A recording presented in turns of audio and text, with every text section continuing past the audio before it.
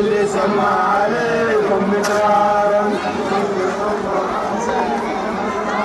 استغفروا ربكم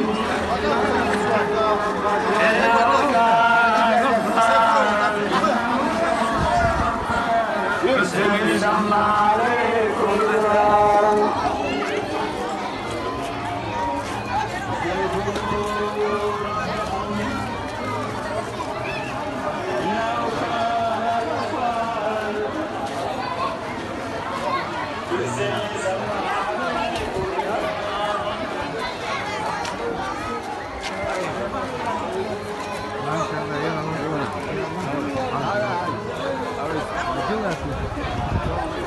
صباح واللي به الورادي وزار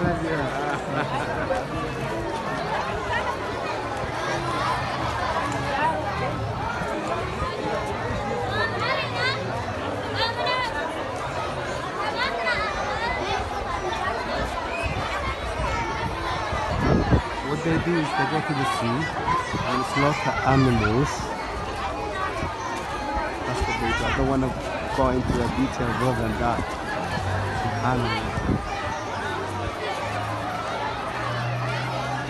Because of the wind and the sea is really high, so what they do is they slaughter animals so the sea and the wind could come down.